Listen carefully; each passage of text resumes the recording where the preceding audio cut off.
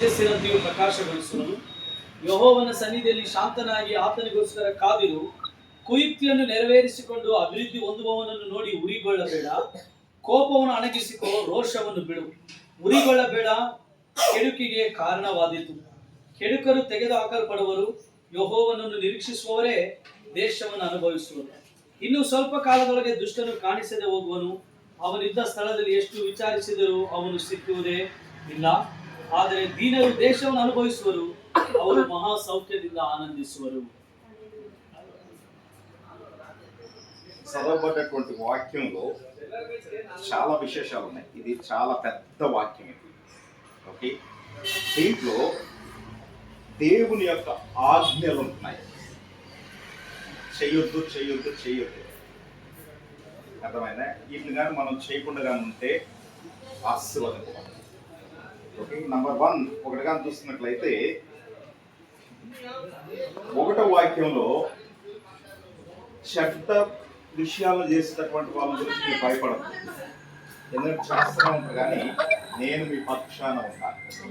Okay, ఆ తర్వాత ఈ చెడు తలంపులు చెడు కార్యాలు మన పట్ల చేస్తే వాళ్ళ గురించి మనం వరి కావు.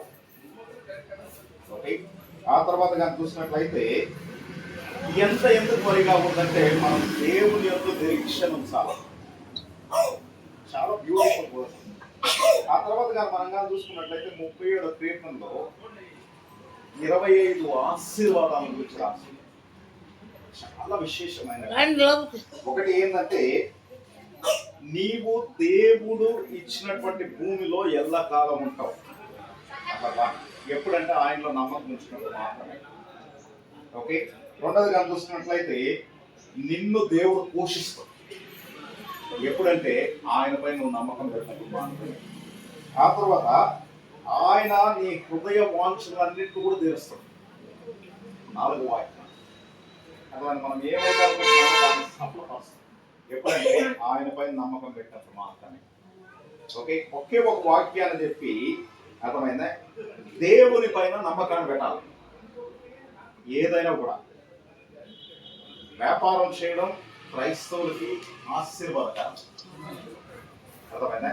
వ్యాపారస్తులు అందరూ కూడా క్రైస్తవులే. ప్రపంచం అంతా కూడా ఉన్నతమైనటువంటి వ్యక్తులు. ఆ అనిల్ అంబానీ దగ్గర ఒక అతను ఈ టెక్నాలజీ అంతా కూడా రాకముందుగా ఇతను పోయి ఆ మిషన్లన్నీ ఫిట్ చేసిందంట. చాలా క్లోజ్ ఫ్రెండ్ నాకు అమెరికాలో. అతను అమెరికాలో ఉండి స్పెషల్ ఫ్లైట్లో వచ్చింది దాన్ని ఫిట్ చేయడానికి. ఈ 3G 2G ఇవన్నీ రాకముందుగా అతనే ఫస్ట్ వచ్చి టెస్టింగ్ చేసింది. మార్క్ బయస్ అని అనిల్ అంబానీతో కూర్చొని మాట్లాడేటప్పుడు ఇతను యేసు ప్రభు గురించి చెప్తుంటే అతను ఆపి అతనే చెప్పిందంటే యేసు ప్రభు గురించి. కాబట్టి మనం అనుకుంటాం ఎవరు ఏం సంగతి ఏం కదా అనేటటువంటిది కాదు. ప్రతి ఒక్కరు యేసు ప్రభు నమ్ముకునే వ్యాపారాలలో అభివృద్ధి పొందినటువంటి వారు. కాబట్టి దేవుని యందు నీవు కానీ పరవశంగా అయితే ఆయన పైన నమ్మకాన్ని కంటే అర్థమైన వ్యాపారం అక్కడ నుండి మనం దొరికితే అక్కడే ప్రాబ్లం వచ్చేది. ఓకే,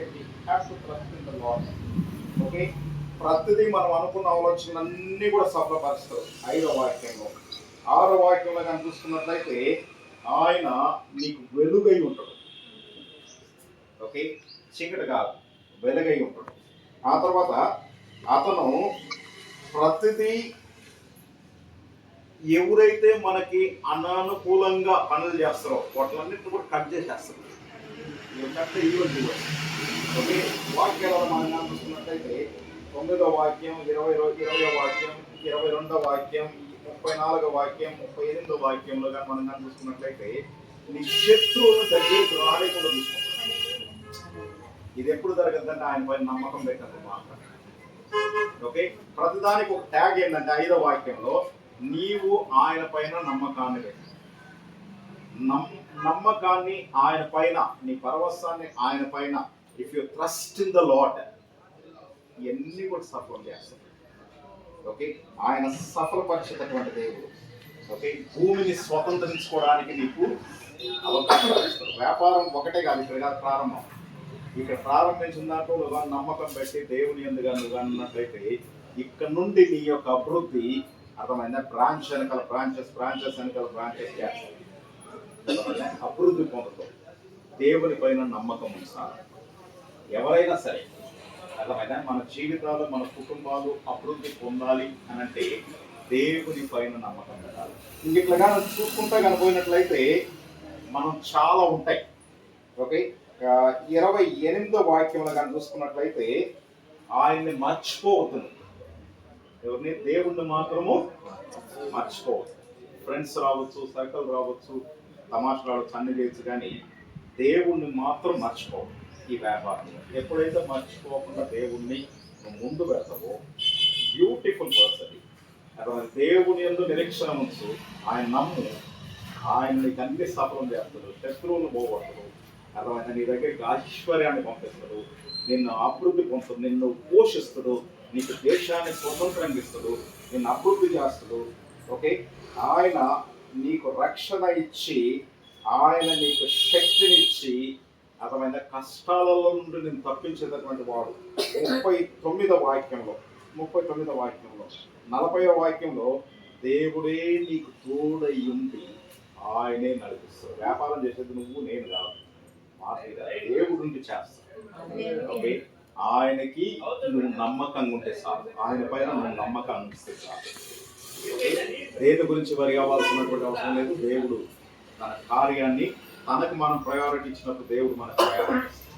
కాబట్టి దేవుడు అటువంటి ఉన్నతమైనటువంటి స్థితి ఈ యొక్క ప్రాంతంలో ఉంచి ఈ యొక్క వ్యాపారాన్ని అంచులంచులుగా దేవుడు ఆశీర్వదించాలని చెప్పి ఈ వాక్యం ద్వారా నేను ముగిస్తూ ఉంటున్నాను. దేవుడి యొక్క వాక్యాన్ని మనం ఇంట్లో దీవించాలి. సమయం లేదు కాబట్టి అర్థమైంది, కొద్దిగా చెప్పుకోవచ్చు. చాలా బ్యూటిఫుల్ అయినటువంటి వాక్యం. అర్థమైంది? అంచులంచులుగా ఆ యొక్క వాక్యాన్ని నిదానంగా ఒకటి కాదు అటువంటి మార్క్ చేసుకో, 2 పెన్నుతో రెండిట్లలో మార్క్ చేసుకో. అటువంటి బ్యూటిఫుల్ వాగ్దానం దేవుడు మనతో పాటు ఉండి ఎట్లా ఆశీర్వదిస్తారు. మనం కళ్ళు మూసుకున్నట్లయితే చివరి ప్రార్థన చేసుకున్నాం. పరిశుద్ధుడా, నమ్మదగినటువంటి దేవా, అయ్యా మీరు నమ్మకమైనటువంటి కార్యాలు చేసినటువంటి దేవుడివి. నేను నమ్మినట్లయితే చాలు ప్రభువా. అసాధారణమైనటువంటి కార్యాలు చేయగలిగినటువంటి దేవుడు. నీ వాక్యం చెప్తూ ఉంటాడు, నేనుండి నిన్ను పోషిస్తాను, నేనుండి నిన్ను ఆశీర్వదిస్తాను, అభివృద్ధి చేస్తాను, ఉన్నతమైనటువంటి వ్యక్తిగా నిన్ను అభిషేకిస్తాను. ఆయన నీవు చేసినటువంటి ప్రతి దాంట్లో నేను ఆశీర్వదిస్తానని నీ వాక్యం ద్వారా మీరు సెలవిచ్చినందుకు నీకు వందనాలు, స్తోత్రాలు. ప్రతి విధమైనటువంటి సృష్టి కార్యాలని యేసు నామములో తొలగించండి. మీరు ఉండండి, మీ కాపుదల భద్రత ఉంచండి, మీరుండి అభివృద్ధి చేయమని, ఈ నామాన్ని మాత్రమే మనం తెచ్చుకోమని, ప్రతి విషయంలో నాయన అంచులంచులుగా ఎదుగుటకు కృపను దాయిచ్చండి. నీకే మహిమ ఘనత ప్రభావం చెల్లిస్తూ యేసు పరిశుద్ధ నామములో ప్రార్థించి వేడుకుంటున్నాం తండ్రి. ఆమేన్. తండ్రి కుమార పరిశుద్ధాత్మ త్రియేక దేవుని యొక్క దీవెనలు చేరవచ్చినటువంటి మనందరితోనూ ఈ రోజు నుండి జరగబోయేటటువంటి వ్యాపారంతో ఇప్పుడు ఎల్లప్పుడు సదాకాలం కూడా